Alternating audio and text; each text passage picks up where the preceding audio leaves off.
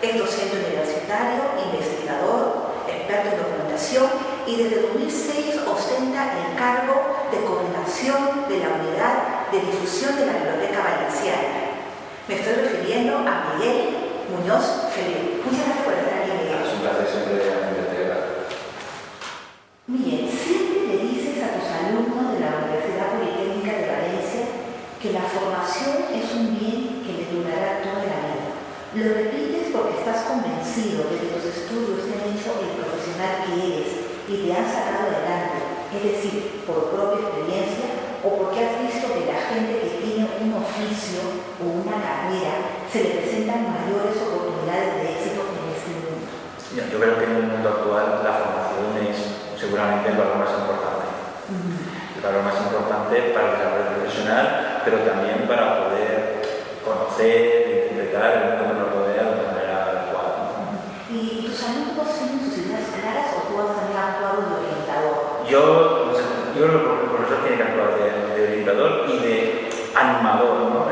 Poniendo en valor lo que significan los conocimientos de la formación en el mundo actual. Esta juventud actual está muy abierta a los consejos.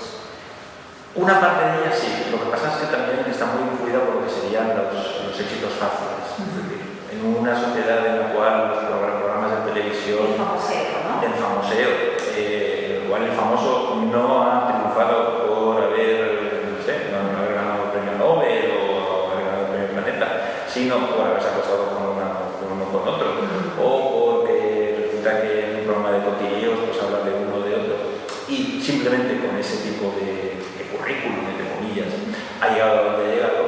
Eso en las sociedades desgraciadamente va acabando para mal. Y decepciona. Y decepciona, porque claro, la persona que quiere de alguna manera triunfar, ¿no? Se fija en ese tipo de modelos y obvia, ¿no?, lo que implica otro tipo, digamos, de lo que era el antiguo curso honorum o carreras profesionales tradicionales de toda la vida, en la cual el esfuerzo es fundamental. Sobre esto, fuiste un niño aplicado a que sus padres apoyaron en todo. En ese tiempo los estudiantes destacados sufrían algún tipo de agresión por parte de sus compañeros o todos la estudiaron con normalidad. En general, la mayor parte de mi infancia y parte de la adolescencia fue bien. Lo único que pasa es que es cierto que en algún colegio concreto, algunas clases, es verdad que los que, digamos, destacamos en un momento determinado, los que van peor, de alguna manera, no te ven demasiado bien, ¿no? Pero la verdad es que en general no tuve nunca problemas de sociabilidad, ni sufrí moving, ni tuve problemas de salud. Tuve bastante suerte, ¿no? Como licenciado en Geografía e Historia, ¿cómo se involucra en el mundo de las bibliotecas? ¿Empezó quizás con un primer amor hacia los libros? Bueno, realmente yo empecé, a mí me gustaba siempre me ha gustado mucho la historia, una forma de conocer e interpretar el mundo que nos rodea. Cuando estudié historia moderna. En la historia moderna estudié palografía, estudié archivística. Y en ese momento, una de las salidas, digamos, profesionales típicas de esa carrera era la de oposiciones al cuerpo de técnicos, archivos, bibliotecas, museos. Era un poco la salida, junto con la de docente, digamos, la de docentes en ese secundario.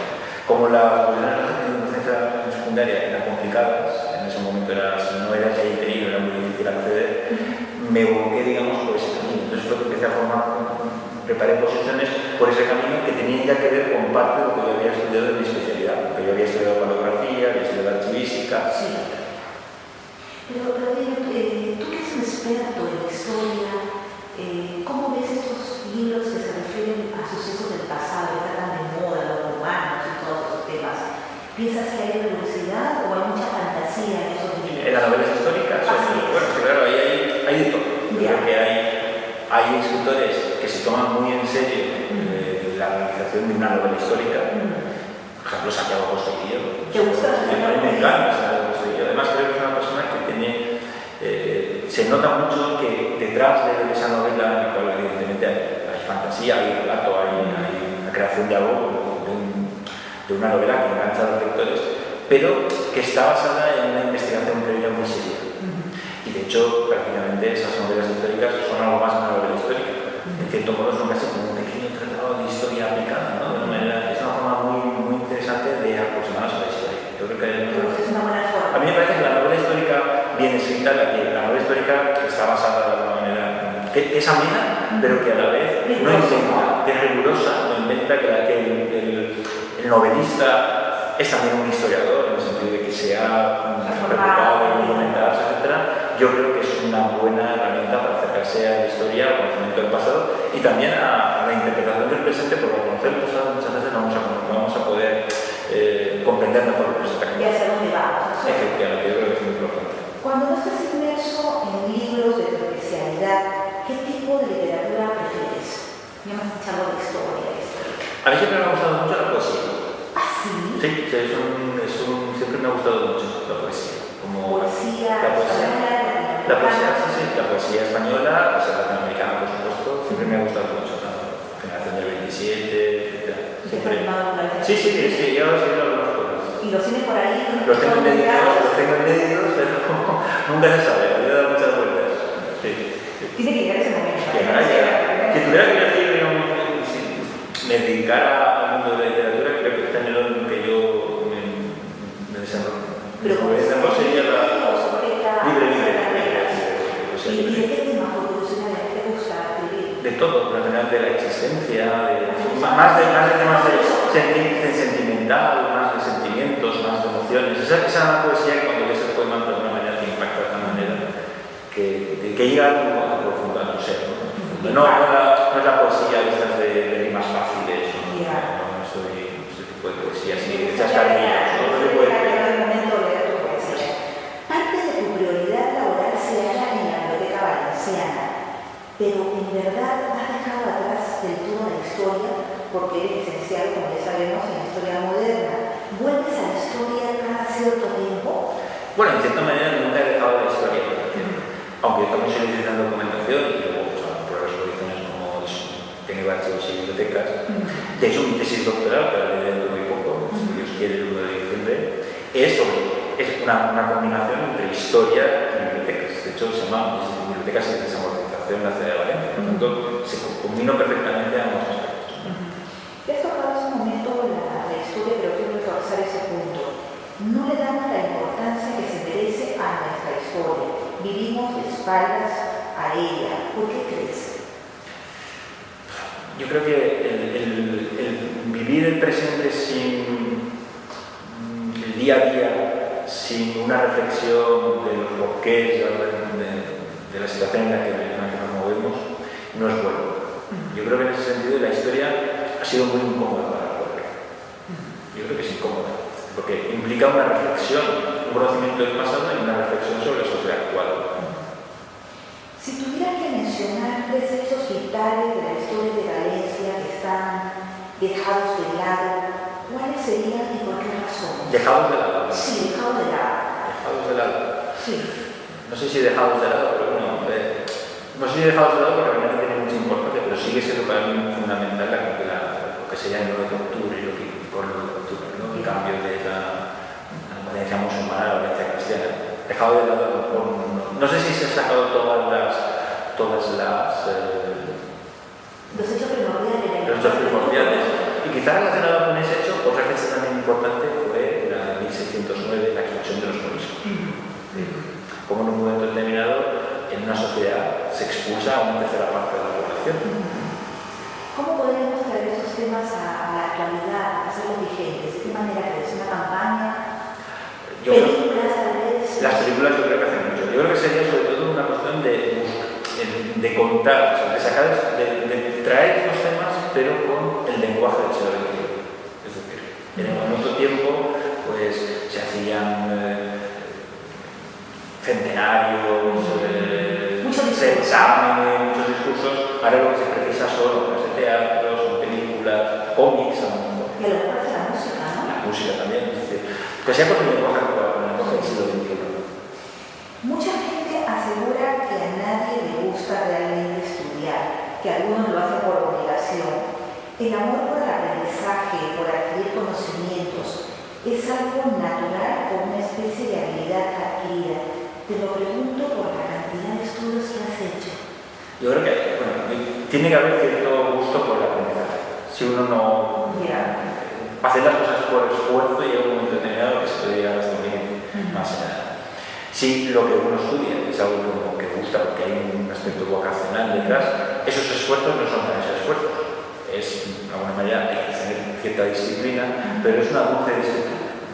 No la así, ¿no? Es algo que se puede conseguir. Se consigue, también es verdad, pues hay cosas que el aprendizaje por aprendizaje tiene un valor en sí mismo. En mi caso también formaba precisamente un poco de la carrera profesional. Normalmente cuando estás ya metido en la universidad, etcétera, si publicas, etcétera, normalmente la propia universidad de alguna manera te premia. Pero no, yo no lo veo como cara y cruz de una cosa positiva o una cosa negativa, lo veo como dos cosas perfectamente complementarias. Sería absurdo intentar hacer una carrera profesional simplemente porque hay que hacerlo. Tiene que haber un... Por dinero, ¿no? Por dinero además tenemos metido otra cosa ahí. Tanto tú como yo que nos habíamos dedicado pues, a otro tipo de profesiones, ¿no? Claro, pero me refiero a que hay mucha gente que necesita un impulso, alguien que le esté diciendo, o sea, tiene talento, tiene todo, las condiciones, pero simplemente no se decide o no quiere, ¿no? Hay también gente que se queda ahí. Yo creo que es importante, sí que es importante dar el paso y luego ser consecuente con el esfuerzo que implica lo que quieres conseguir. Eso sí, las cosas no vienen, no caen del cielo, como una pera que vas a llevar, que está ahí. Que eso no toca la lotería. Estas cosas normalmente exigen vocación, pero exigen también esfuerzos, estudios, dedicación, tiempo. Ha desempeñado varias funciones dentro de la Biblioteca Valenciana y obvio que siempre parte de ella.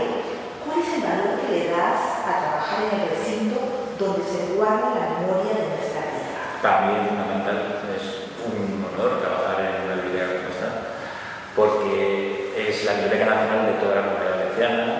La labor que hacemos desde la biblioteca nos ayuda a preservar y a difundir ese patrimonio bibliográfico de todos los valencianos. Sin la Biblioteca Valenciana, esa memoria colectiva se perdería. Una parte de esa memoria colectiva se perdería. ¿Y en qué estado de salud se encuentra la Biblioteca Valenciana en la actualidad? Digamos que la Biblioteca Valenciana, yo diría que no está enferma, pero digamos, ha estado a veces en mejores situaciones, sobre todo porque la crisis económica ha golpeado muy duramente las instituciones culturales. Ha golpeado muy duramente las instituciones culturales, pero te van retirando. Hay recortes presupuestarios, no se tiene a lo mejor todos los recursos económicos que se quisiera para hacer ciertas cosas, pero pese a todo, no nos va demasiado mal, sobre todo si lo comparamos con otras instituciones culturales valencianas. De uno de la prensa, dentro del mar, la Biblioteca Valenciana hemos aguantado el tiempo. Como dije en la bienvenida, en el preámbulo, eres el encargado de la unidad de difusión de la Biblioteca Valenciana y desde el 2012 asume directamente la coordinación del ciclo de animación lectora de la Biblioteca Valenciana con encuentros de escritores, talleres, teatro, premios de creación literaria, etc. Estas jornadas, según el libro, van viendo en popa. ¿Cuál es tu evaluación? Pues muy buena, la verdad es que la verdad es que parece que es muy buena porque el mundo educativo lo valora muy positivamente. De hecho, ahora mismo, toda la oferta de talleres que hemos sacado es muy amplia, que va desde talleres de creación literaria, de poesía, narrativa o cómic, a talleres sobre libro electrónico, o sobre biblioteconomía, o sobre Cervantes, están completos. Realmente están completos. ¿Esto con población joven o también con adultos? Con población joven, población mediana edad, adultos y mayores. Básicamente, la verdad es que la parte fundamental sí es población secundaria, porque es el momento más importante desde el punto de vista de lo que es la promoción de la lectura. Claro, si el joven de 12, 13, 14 años, 15 años adquiere el placer de leer, seguramente tendremos un lector en el futuro. Mientras que, digamos, esa misma incidencia en otro tipo de población no tiene ningún resultado. Pero tenemos actividades para todo tipo de edades, desde quinto de primaria hasta personas mayores, que además es uno de los tipos de público que más valora la cultura. Extraordinario. Muchas veces más incluso los jóvenes, pero no lo pueden ver muchísimo este sector. Además, las universidades populares, las escuelas de formación de adultos, las han convertido también en destinatarios de nuestra actividad cultural y con muy buen resultado. Tratas muy a menudo con escritores, de ellos te quiero preguntar, ¿es complicado tratar con estos? ¿Da más trabajo los destacados o los que todavía no llegan a la cumbre? En general, la verdad es que cada escritor es un mundo. Yo de la mayoría de ellos tengo una experiencia muy positiva, porque además son personas, incluso algunos de los más famosos, son personas relativamente sencillas y complejas.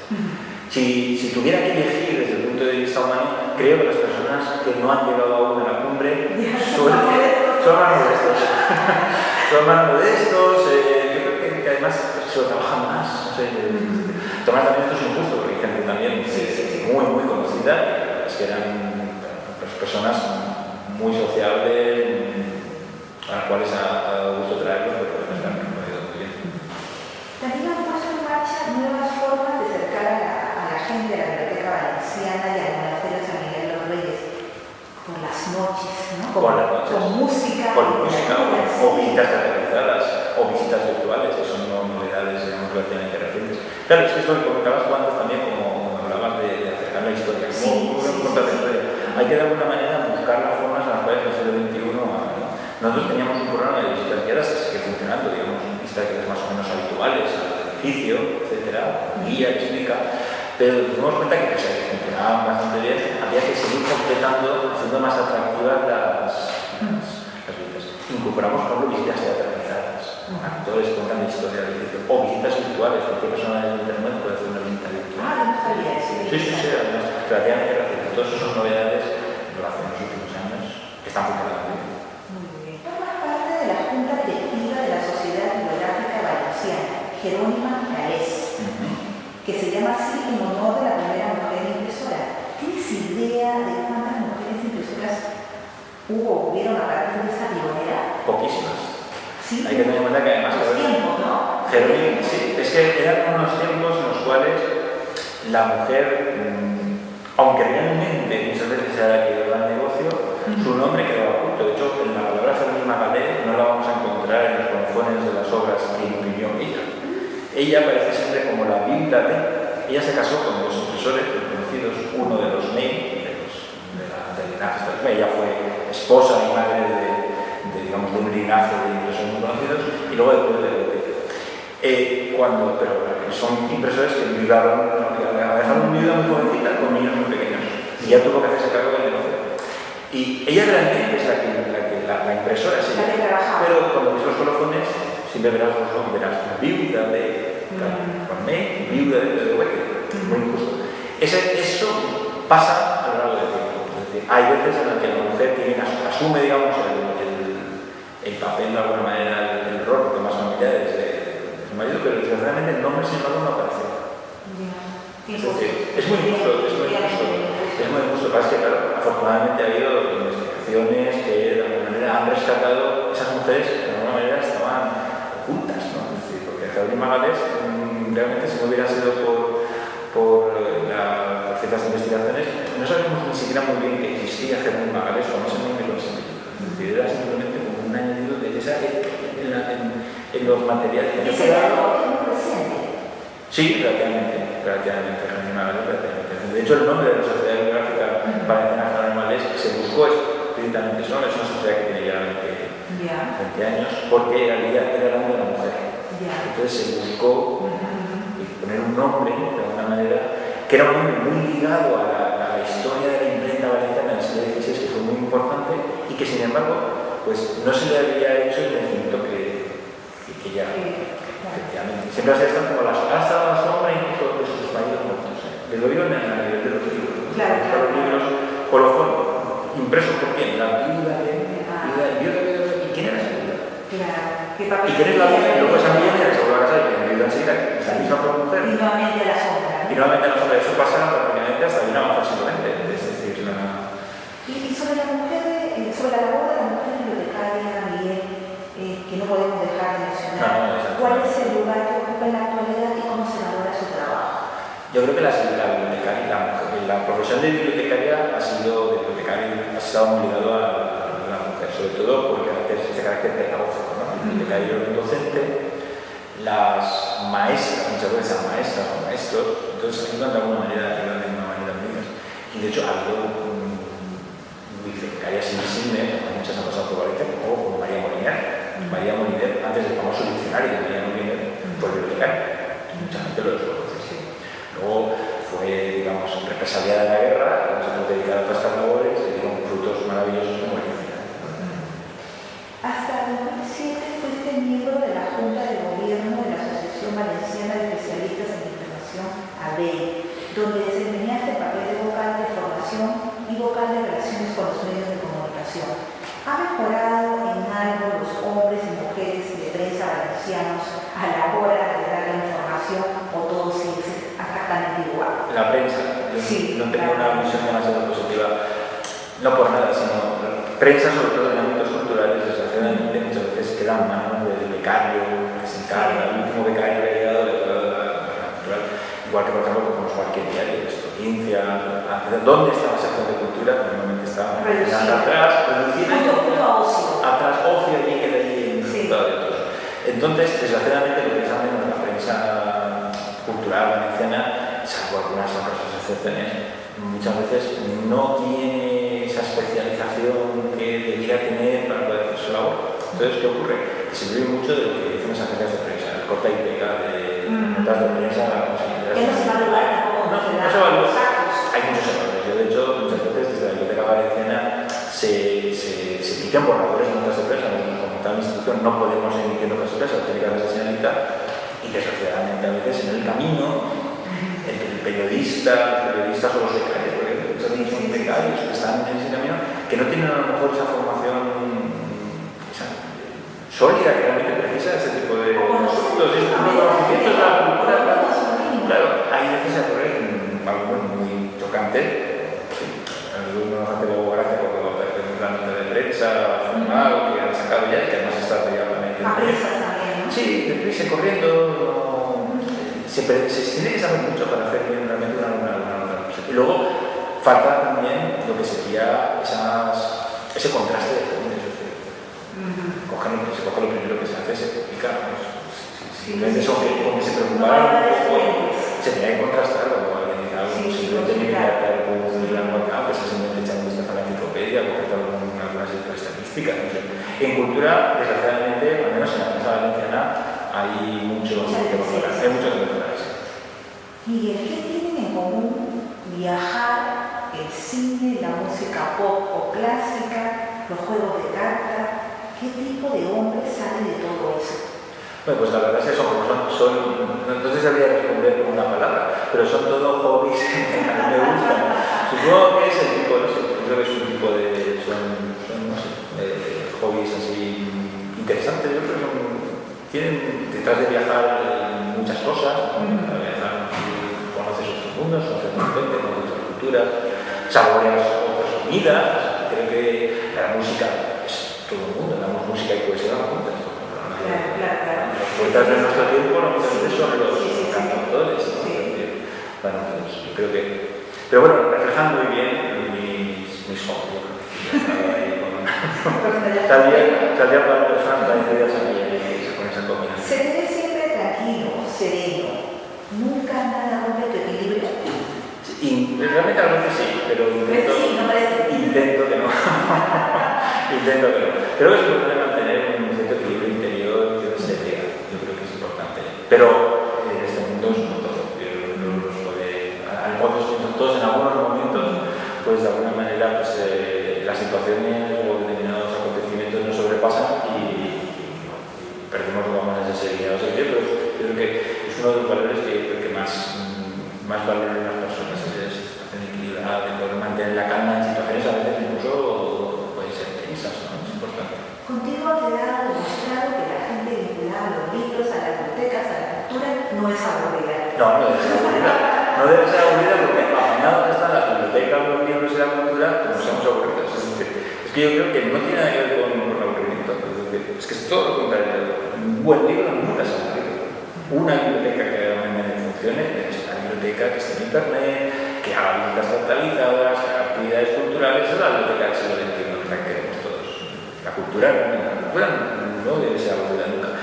Si es aburrida, yo ya estaría de que eso fuera cultura. Yo creo que sí. Yo tenía dudas de si la cultura es aburrida, me preguntaría, ¿es cultura realmente? Ha sido un placer conversar contigo. Gracias por tu tiempo y nos vemos muy pronto. Sí, siempre un placer. Eso fue todo por hoy, amigos. Muchas gracias por estar ahí. Desde este bello recinto de la Biblioteca Valenciana se despide Elga Beatriz. Nos vemos pronto.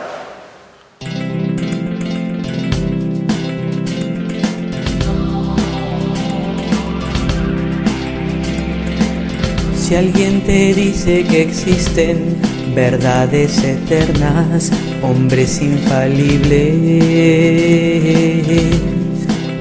no le creas, no le creas, no le creas. O que tu vida es escrita sobre algunas cartas o allá en las estrellas, no le creas, no le creas, no le creas. Y si te dicen que no lo puedes